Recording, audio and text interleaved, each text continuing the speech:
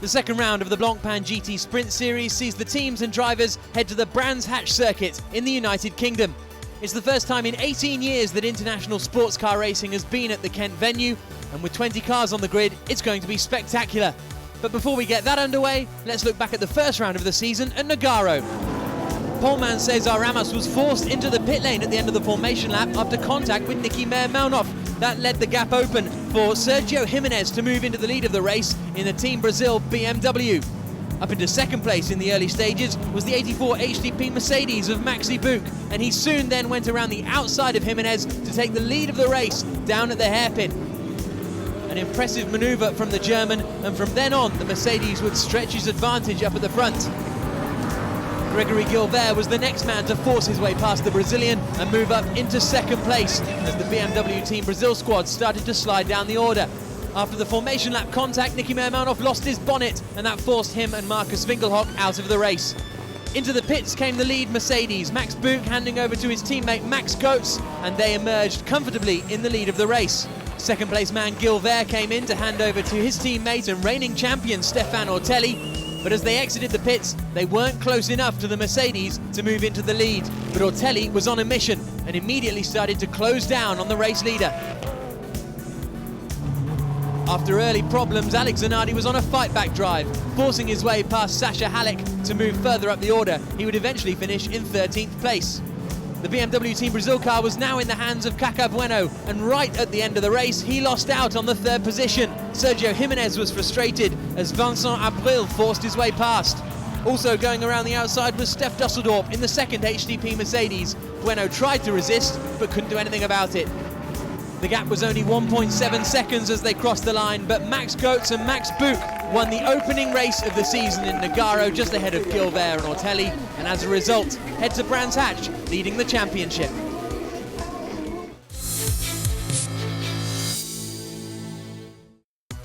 WRT didn't enjoy the perfect start to their title defence in Nogaro. A circuit that really suited the Audis left them surprised seeing the Mercedes take victory. And the number one car of Cesar Ramos and Laurens Vanthoor, after starting the main race on pole position, had to retire before the race even began.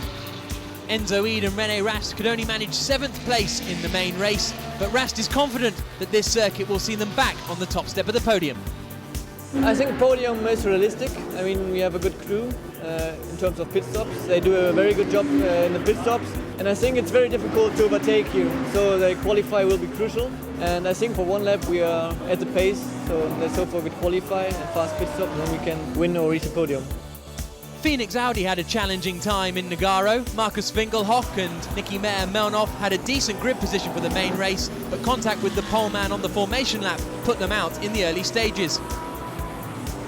One of the Britons in the field this weekend is Alessandro Latif.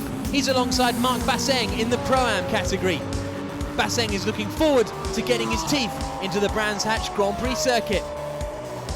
It's a quite quick track which actually suits the Audi. We need to use the aero which the car has, but it's quite bumpy as well, so we need to see which influence that had to the car performance. Alessandra's a quite young guy but really talented, and I'm clearly have more experience, and I tried to teach him and guide him through the weekends, and even in Nogaro he did already a really good job. BMW Team Brazil had one of their strongest showings at Nogaro, running in the podium places until the closing laps of the race. This weekend, Nelson Piquet Jr. is on racing duty elsewhere, but he will be replaced by Valdeno Brito, 2 times Brazilian GT champion and the man currently leading the V8 Brazilian Stock Car Series. He's looking forward to getting to grips with Brands Hatch. It's a legendary track. I saw some Ayrton Senna race in Formula 1, but I just drove in simulators. It's a really beautiful track. I'm really excited to be here. It's like a high-speed corners race, and I like too much high-speed corners, so I think we can do a good job. Max Buch and Max Coates lead the championship for HTP Motorsport Mercedes after the opening round in France.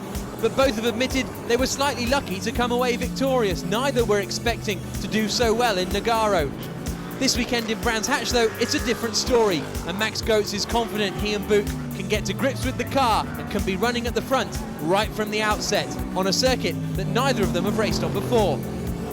The layout looks like Zandvoort, and we know from the past that Zandvoort is a nice track for us, for our car. The car likes a lot of fast corners and downforce corners, so I think it's good for us here. Thomas Enger raced at the opening round in France, but for the Grasser racing team. Here he's back with Reiter Engineering, and alongside him will be Stefan Racina, the Czech driver and the Slovakian driver, together in one car. Racina initially announced his retirement from motorsport towards the end of last season, but seems to have been tempted back into racing by the Reiter squad, and these two will no doubt be a force to be reckoned with, having topped the opening free practice session. I think every track can suit Lamborghini if we get it right in free practice and then for qualifying. I think qualifying will be very important here, as overtaking possibilities will be very small. We need to be as much front as possible in qualifying, have a clean race, do great pit stops, and then we can even think of achieving, podium result. Alex Zanardi is out once again in his Broau BMW Z4, returning to the circuit that he won 2 Paralympic gold medals at London 2012. This has been such a special place for me. I can remember back in '91 when I first came and I won the pole position in a Formula 3000 car, sharing the front row with Damon Hill. I finished on the podium in WTCC in 2009. Then I lived some very special days in 2012. It's funny because with a race car I never really realized that this place is so hilly. We were going in the opposite direction in our Olympic cycling course, and coming up Paddock Hill was incredibly hard. With a race car, it's kind of easy. To have more than 500 horsepower under your trunk definitely helps. All the turns are very tricky, very difficult, especially this one, Paddock Hill, which is blind. When you sit in your race car, you don't really see where you should put your wheels, and when you see the curb, it's actually too late. It's pretty understandable that this place means a lot to me, and I got a great car underneath me, and I'm gonna drive it to the best of my ability.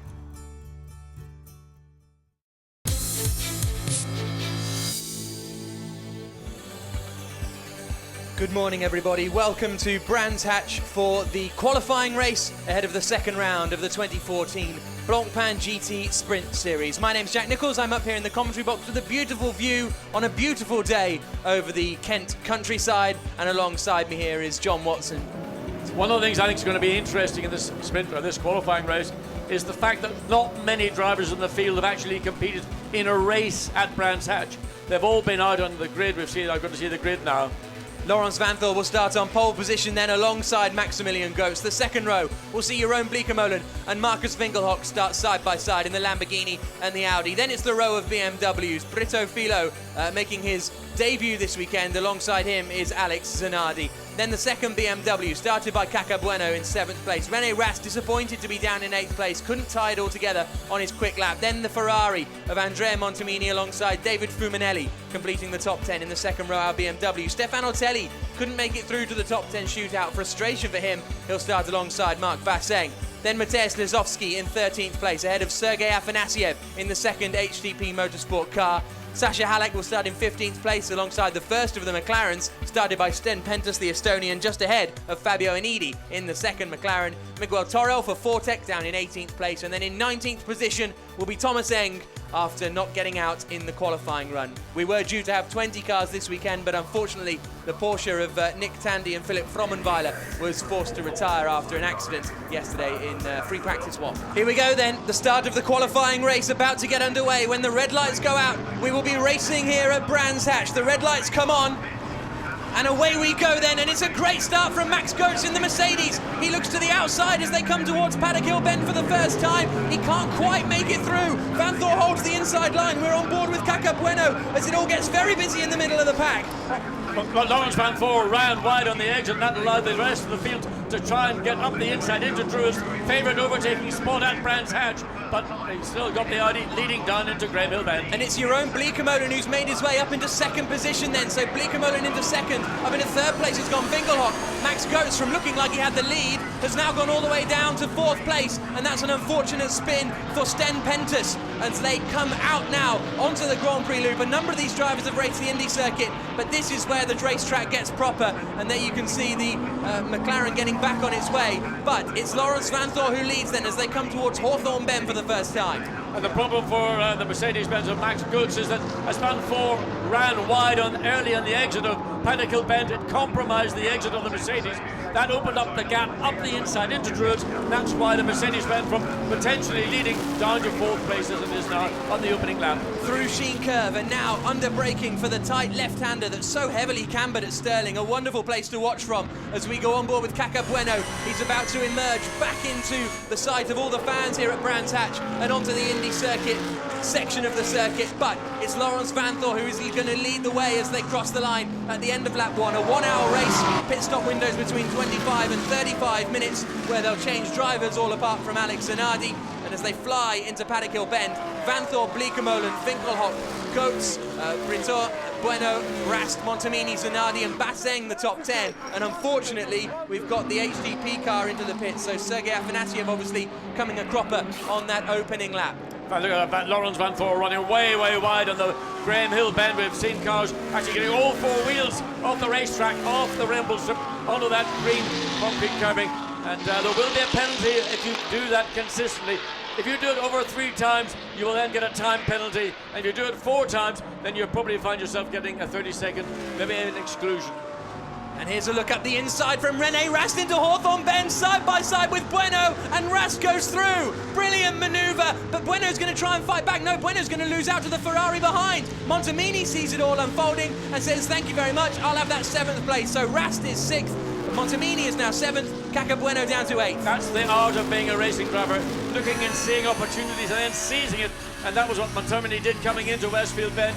The BMW was compromised because of the pass by René Rast.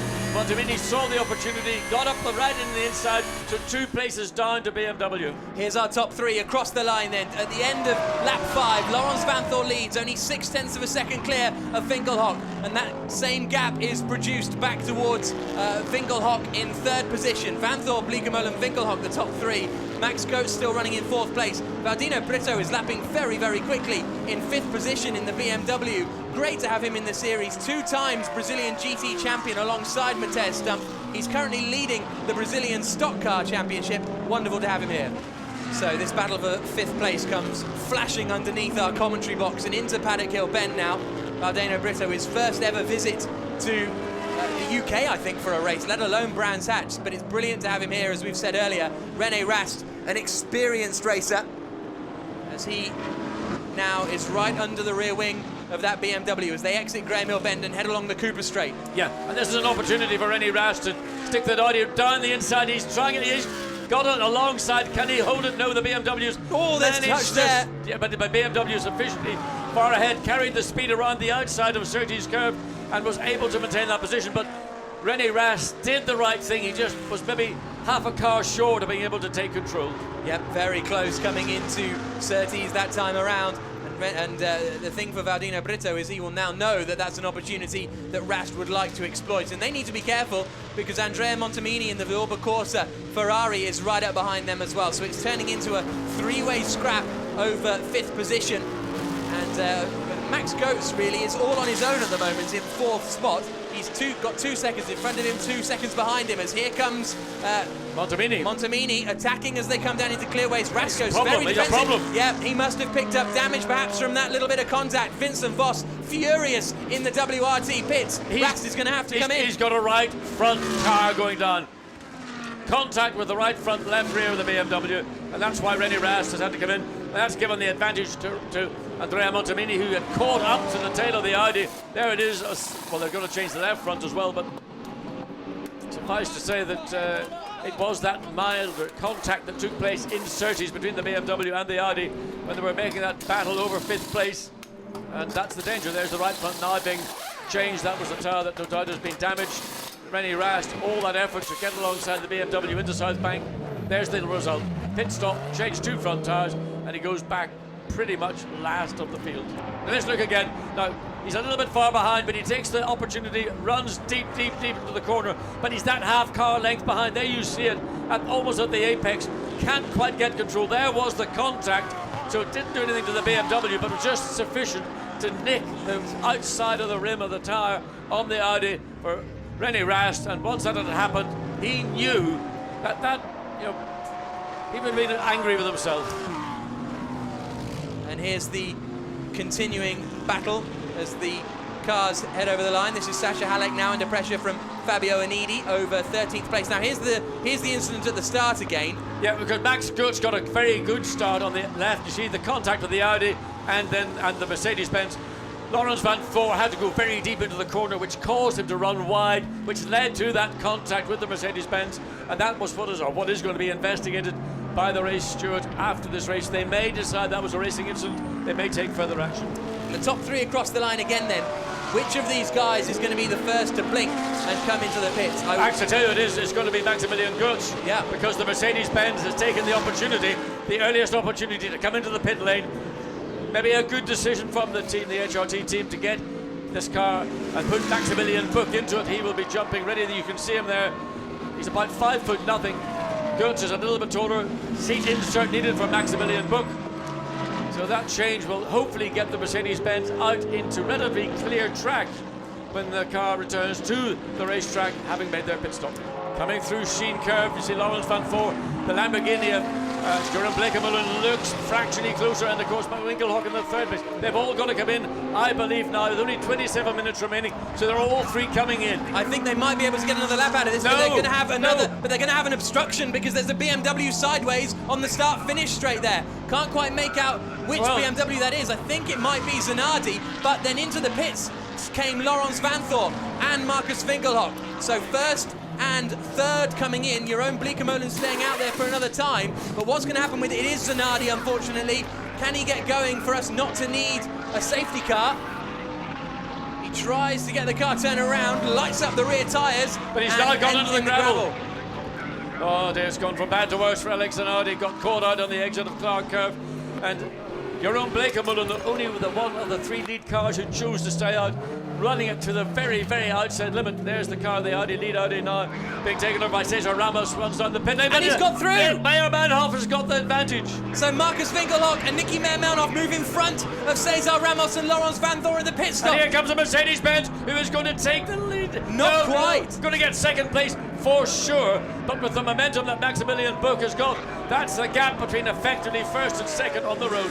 Brilliant. So into the lead of the race goes Nicky Meyer-Manhoff for the time being, when all said and done, but we've still got to wait for Jeroen Bleekemolen and Harry Project to make their pit stops.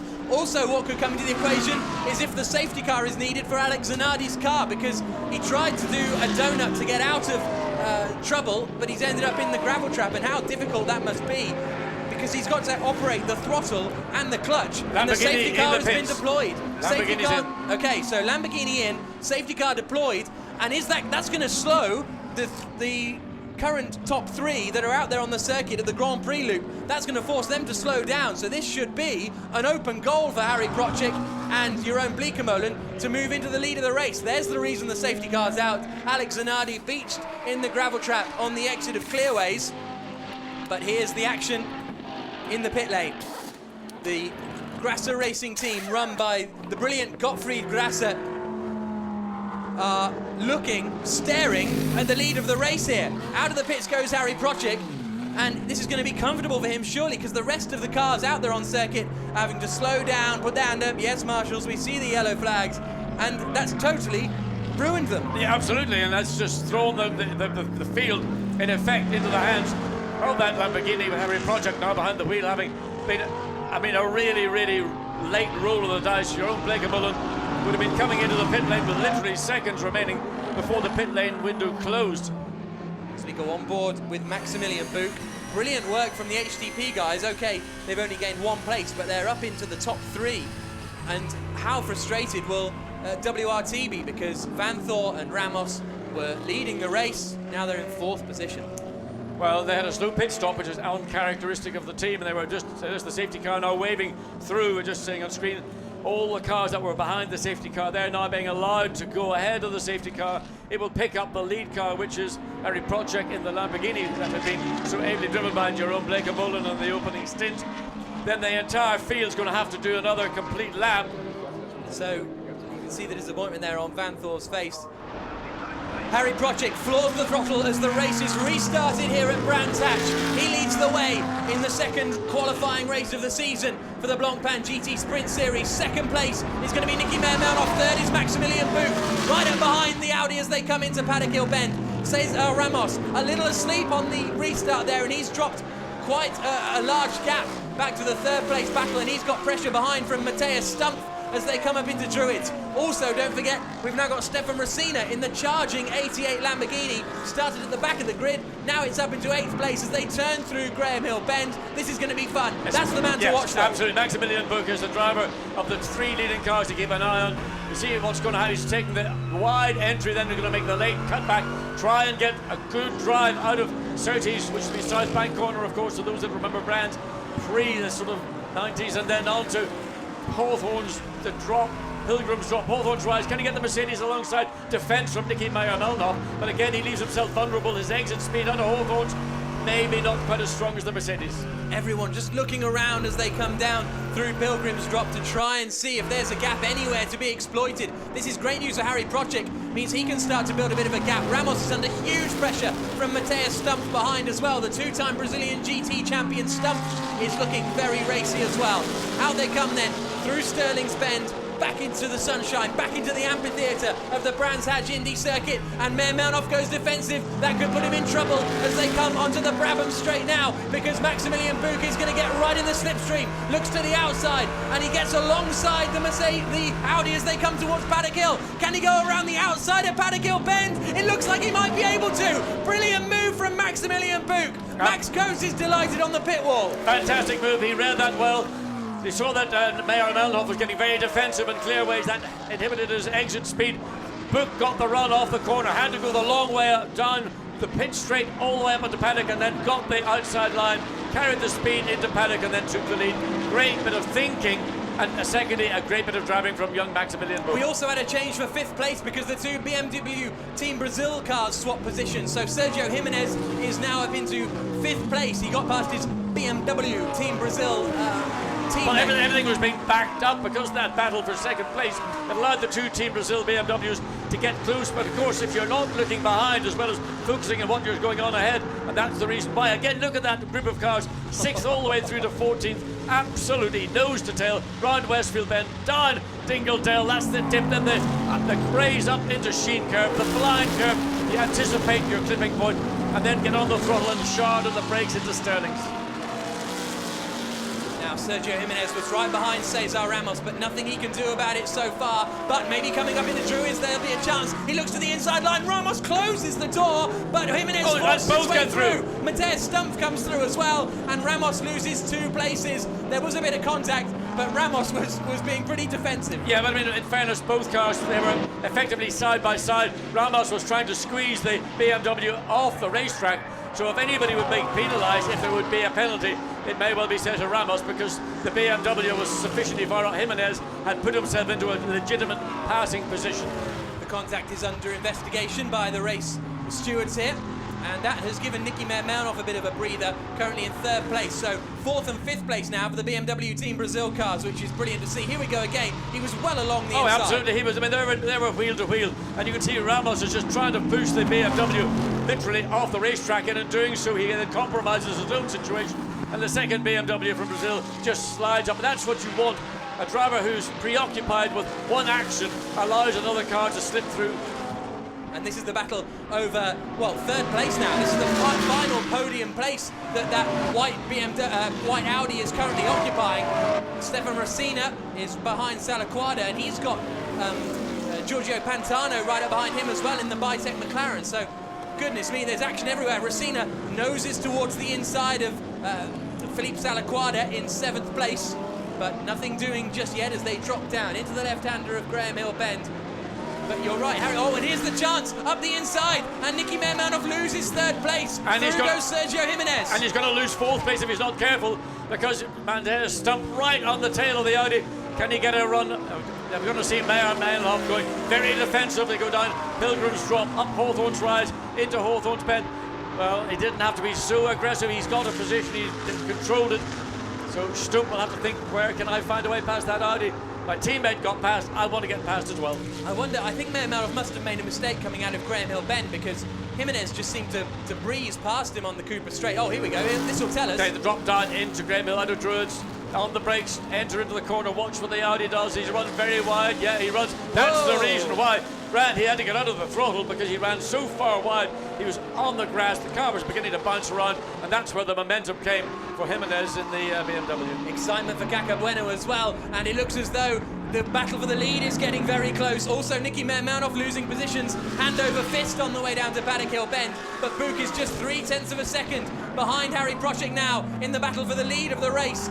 And, well, this is only to decide the grid for the main race later on, but they're taking it like this is to decide their lives as they come down into Graham Hill Bend. That's what happens when you race on a great racetrack. Instead of some of these flat, wide open spaces where you can see the next continent from the racetrack you're on, this is a proper racetrack, and racing drivers love driving on proper racetracks. That's why they're racing as they are right now. It's all going to kick off down into Paddock Hill Bend again. Giorgio Pantano trying to get past Daniel Lloyd for 9th place. Great to see the Bitec McLarens on the pace, because they had a torrid weekend in Nogaro, but they're really in the fight here this weekend. And oh, there's going to be contact between the two McLarens as Giorgio Pantano gets really, really racy and forces his way past Daniel Lloyd. That'll be very, very interesting later on, indeed, as they come out onto the bottom straight now. I'm delighted to see a motor race going on with those two McLarens, particularly with Giorgio Pantano, who is a well-known racer. His time in GP2, one of the toughest competitors they've ever seen. So the clock ticks to 0, and we're on the final lap of this qualifying race here at Brands Hatch. There's the man with the checkered flag, all ready. But who is going to see it? It looks as though Harry Prochik is going to take the qualifying race win here, because he's edged the gap now to Maximilian Bouk. And I think we'll see an absolutely delighted Austrian if he can take the checkered flag in the lead of this one. There's Max Coates getting ready to go to the pit wall. Jeroen Bleekemolen nervous, but he doesn't need to be nervous anymore. Through the final corner comes Harry Prochik. A brilliant drive from the Austrian, and Gottfried Grasser and his team are going to take victory in the qualifying race here at Brands Hatch.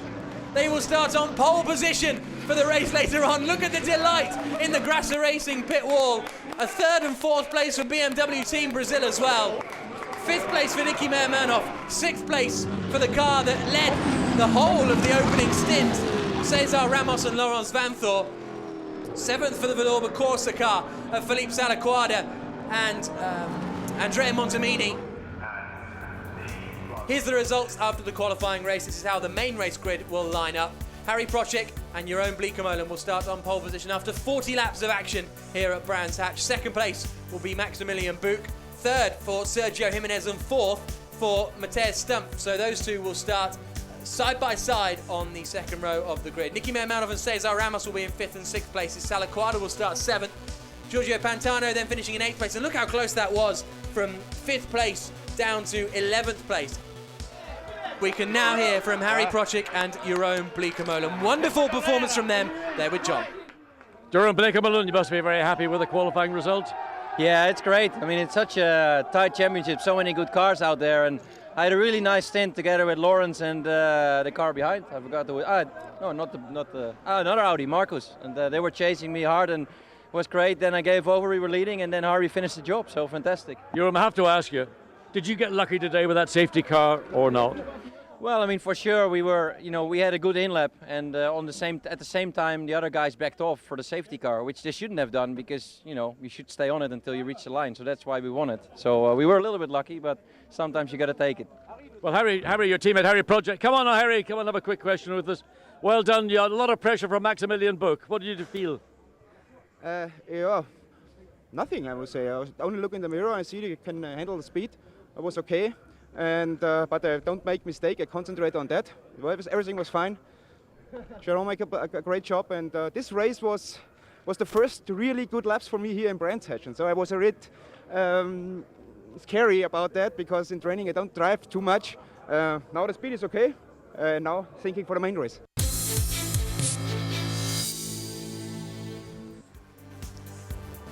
Good afternoon, everybody. Welcome to a beautiful day at Brands Hatch for the main race of the second round of the 2014 Blancpain GT Sprint Series. And we've already seen a brilliant sprint race earlier on today.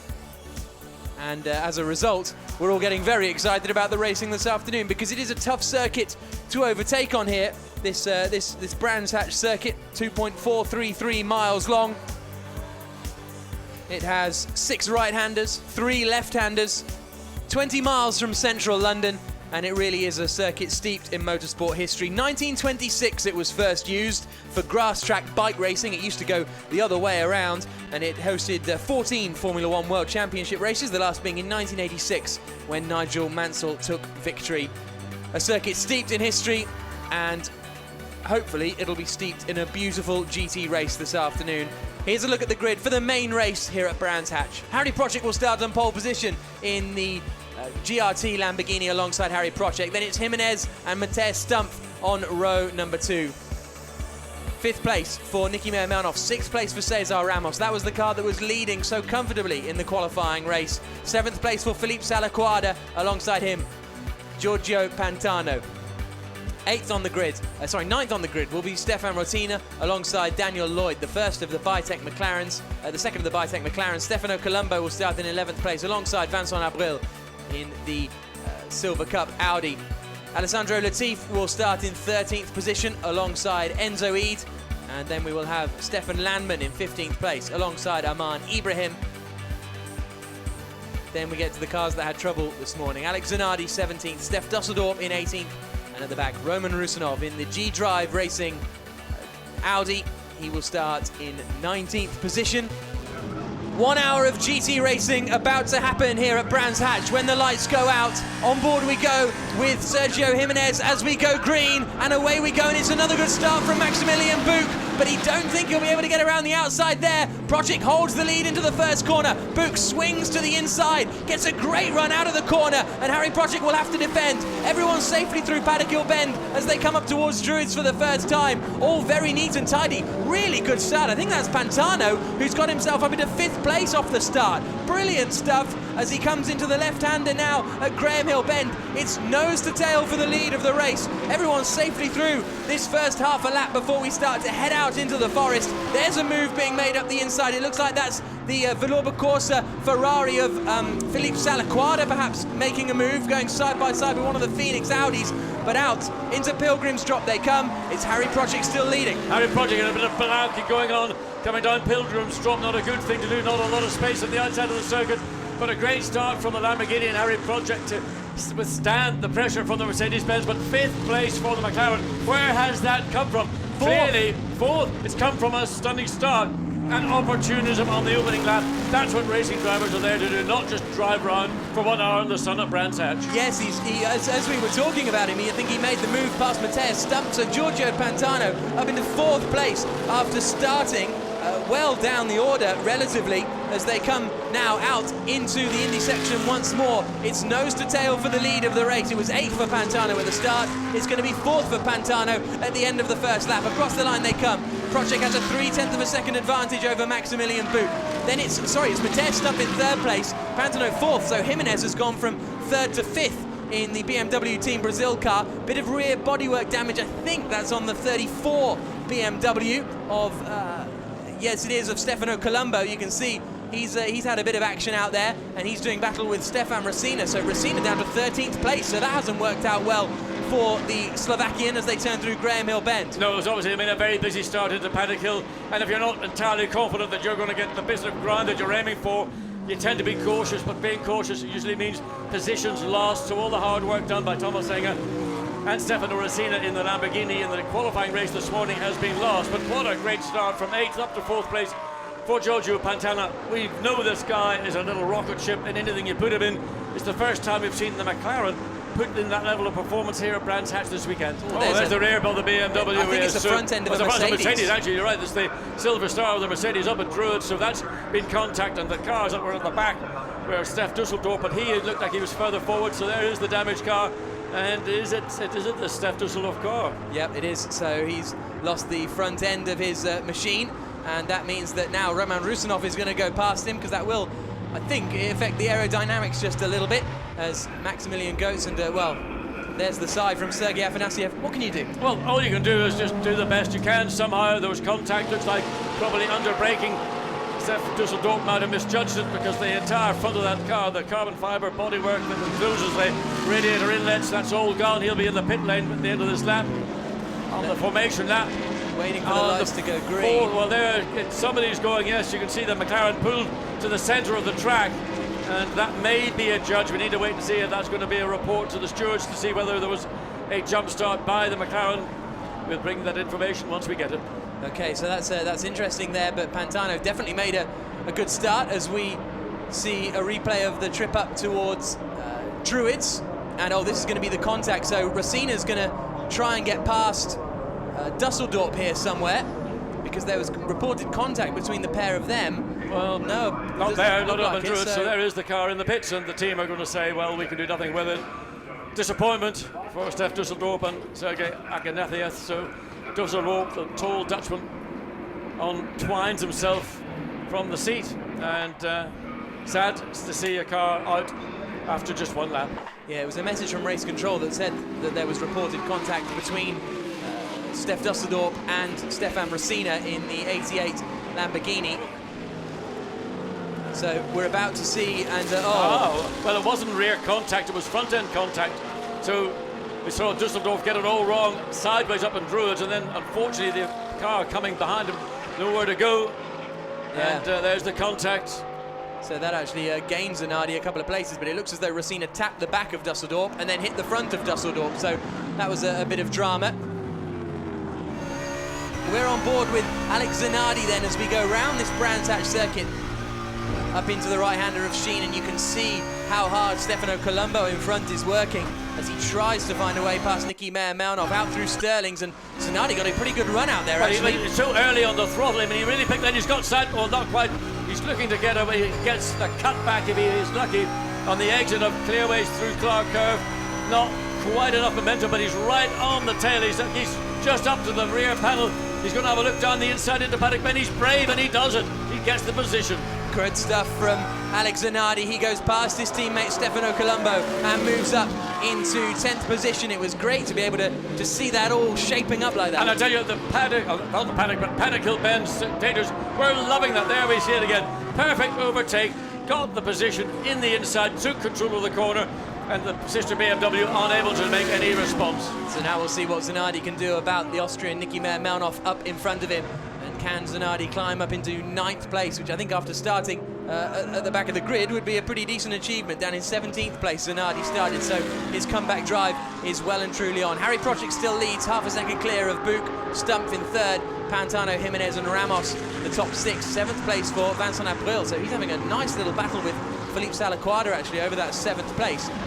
But is Project coming in? I think he is, and the Mercedes takes the lead. Harry Project comes in to hand over to Jerome Blake-Mullen at the earliest opportunity, and for Jerome Blake-Mullen, he knows what he's got to do, but he knows he's got a quick car, and he is a quick driver. So this is going to be very interesting, because once Blake-Mullen comes back out on these fresh tyres, he's going to be going quicker, surely, than Maximilian Buch can manage out there. So it's got to be a one-lap turnaround, hasn't it, for Mercedes? It may well be, but the one thing is for sure, now that Buch has got clear air with the Mercedes, he will potentially be able to pick up a couple of tenths, maybe half a second a lap, and use that to his advantage.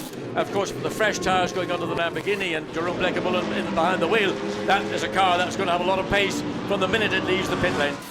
Cesar Ramos has come in as well, as has Alex Zanardi and Enzo Ede. Away goes then our previous race leader, Jeroen Blake-Mullen, who has taken over from Harry Procek in that Grasser Racing Lamborghini, and now he's got to get on it, and we've got to see what Buch can do. Well, we've got to see what Blake-Mullen can do, because on his out lap, in those 2nd and 3rd sectors, by the time the tyres have reached some racing temperature, we will get the story whether Blake-Mullen has got the pace in the Lamborghini or whether he is just going to be running much the same pace as his teammate Harry Project. Valdino Brito has just come out a reasonable amount of time behind Jeroen Blake-Mullen in the Lamborghini, so that's sort of to be expected out there. But what is Blake-Mullen's lap times doing?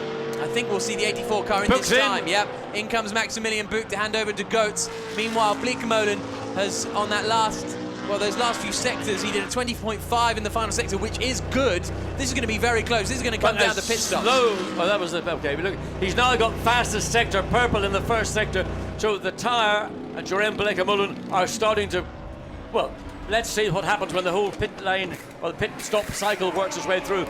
He's gone Max super fast. A little bit slow getting out of the Mercedes. He's gone super fast in that first sector, actually. But yeah, but the rush is the tyres, not the drivers in general. So, a little bit of a stumble there. There you go. That's the pressure. Here we go then. So somewhere out there will be Jeroen Bleekemolen coming towards the final corner. In fact, he's just turning through the right-hander at Clearways now. So this is going to be what has happened at the pit stop for HDP, because Jeroen Bleekemolen is going to breeze into the lead of this race. It might be closer than I'm making out, but no, Bleekemolen's got it really comfortably, and the Mercedes is going to lose that second position. Here comes Valdeno Brito around the outside and up at the moment into a net second place for BMW Team Brazil. Max Goetz at the moment has slotted into a net third position, but we've still got Pantano and Jimenez to pit. Yes, but we've got effectively what we're seeing now is first, second and third after these pit stops, and again we're seeing Bleekemolen putting fastest sector times in first and third sector on this current lap. He is our effective race leader. Giorgio Pantana is leading on the race. On the road there is the McLaren, and very late cut into the pits. Yeah, that will be looked at. The BMW follows in behind. So what we're first and second place are now in the pit lane, and what we will end up seeing is the race lead returning to the Lamborghini that has really effectively led from the lights going out up until the pit stop. So, into the pits they come. Giorgio Pantano will hand over to Fabio Anidi, and behind it will be Sergio Jimenez handing over to Caca Bueno. So let's see how quick these teams can get the tyres changed and whether Jeroen Bleekemolen will still lead. I think Bleekemolen will, because he's coming through the final corner now out of Clearways. No, that's not Bleekemolen, that's the sister Grasser car. Here comes Bleekemolen out of Clearways. It's going to be reasonably close with the BMW Brazil car, and I think this could... No, he's extended the gap. Bleekemolen has pulled. But look at this, this could be BMW Brazil second and third, not quite. Goetz goes around the outside into Paddock Hill Bend and moves up into that net third position. And, well, I mentioned earlier, Bitec coming into a championship, they've never done this sort of quick, fast pit stop before, whereas HDP and BMW Team Brazil have plenty of experience of that. So, in the net, currently in the lead of the race is Vincent Abril, but in the net lead of the race is Jeroen Bleekemolen ahead of Caca Bueno in second place, third Max Goetz, fourth Fabio Anidi. Oh, and there's a problem for one of the, which Bitec is that? It's 60. That's a real shame. So it's Fabio Anidi who's taken over from Giorgio Pantano. They were running then in fact, is there a rear wheel place overall? Yeah, okay, good point. It may well be. There it is. There, I thought it was a bit low for a puncture. It's the rear tyre has become detached from the McLaren, and there it is coming three wheels on my McLaren. Not a pretty sight, and it'll be an unhappy team that has to go to the stewards to explain away why that wheel did not stay attached to the car. And there we can see, well, there's where the wheel went, and that's where it departed. Yeah, not a nice place of the into Westfield Bend, not the most ideal place, and that wheel, an Everon wheel going out to the, effectively the barriers on the outside of the circuit. Watch for it to pop out. It's going to spit. Oh, there it's already gone. So running back, and of course full carbon fibre monocell chassis in the McLaren. Hopefully that will not get damaged on the way back into the pits. As we see Marc Basseng and Stefan Ortelli. Who'd have thought they'd be battling over 11th place? Oh, the problem, look at that, runs way, way wide now. Was that a car problem? Was it a driver problem? Coming up the hill into Druids Bend and just runs so far deep into the corner. But the thing about Brands Hatch is, you know, it's a great racetrack. Sure, it's difficult to overtake, but when you've got competitive motorsport, it's always going to be difficult to overtake. Stefan Ortelli had to retire from the first race. He's just gone in too deep on the brakes in the second race, and it's going to get worse because he's got a drive-through penalty now for improving under yellows. I think we've actually got permanent yellow flags at Stirling's Bend at the moment, where we are here. The flag is out there, and also where there's a yellow flag, stationary yellow flag, you're still not meant to go through it any quicker than your previous fastest sector time of that sector. So that's an issue for everybody to be aware of. And we've also got a drive-through penalty for car number 30 for a pit stop infringement. What a shame. That is the second place car. Valdeno Brito has been handed a drive-through penalty for a pit stop infringement. Well, you know, we all thought everything was pretty much settled to the checkered flag and a small infringement in the pit lane gets a severe penalty, and that effectively is going to take it out of the, well, certainly out of current second place, and maybe he'll be lucky if he gets back out again in the top 6. So here comes Andrea Montemini out of Clark Curve and Clearways and across the start-finish line, and he's going to gain a place, I think. Well, Brito's just coming out of the pits, yes, so Montemini goes through. Will Rast get through? Yes, around the outside. Whoa, maybe not. He's going to run very wide, so close to getting in the gravel, and Brito will hold the inside line on the way down into Druids. Rast tries to close the door. Brito's there, so that means it'll be 8th position, I think, for Valdena Brito. He was not going to take any lessons from René Rast, who had the pace, the momentum. Unfortunately, the BMW was just quick enough on the pit lane exit. Rast going to look down the inside into South Bank Surtees corner again. That didn't work well last time. No, it didn't, and it was with a BMW as well that it didn't work. The CEO of SRO, Stefan Rattel, watches on, and he's just spotted himself on the big screen here at Brands Hatch. And what a brilliant, entertaining race we have had. But here comes your own Bleekemolen. Harry Procek there, looking so nervous in the garage. He can't afford himself a smile just yet.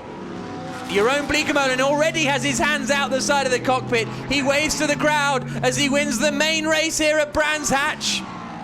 Bleekemolen and Procek for the Grasser Racing team win the second round of the season. It's second place for Max Goetz and Max Buch, a little high five. Third place for Caca Bueno and Sergio Jimenez. They will be on the third step of the podium. Fourth place for Laurens Vanthoor and Cesar Ramos. They'll be reasonably pleased with that, I think. Fifth place for Alex Zanardi across the line. He started in 17th position on the grid. A wonderful continuation of his Brands Hatch story. Sixth place and winning Silver Cup, Mateusz Lazowski and Vincent Abril. There is Caca Bueno in the cockpit of the BMW Brazil car, but there is Jeroen Bleekemolen, the 32-year-old Dutchman, waving out the window. He has won so much in his career. After 42 laps of racing, here are the results. Jeroen Bleekemolen and Harry Procek take the win, 4 seconds clear of Max Goetz and Max Buch. In third place, Caca Bueno and Sergio Jimenez taking their first main race podium. Cesar Ramos and Laurens Vanthoor possibly should have done better than fourth place. Alex Zanardi, I'll say it again, 17th to 5th. Phenomenal performance from the Italian. Vincent Abril and Mateusz Lazowski winning the Silver Cup in 6th place. 7th for Salaquada and Montemini. Much better performance from them from Nogaro. And a shame for Stumpf and Filo, because they could have been on the podium with their Brazilian counterparts, but a drive-through penalty means they finish in 8th place. Alessandro Latifi and Marc Basseng winning the Pro-Am category down in 11th, and Daniel Lloyd after that dramatic spin finishing in 12th position.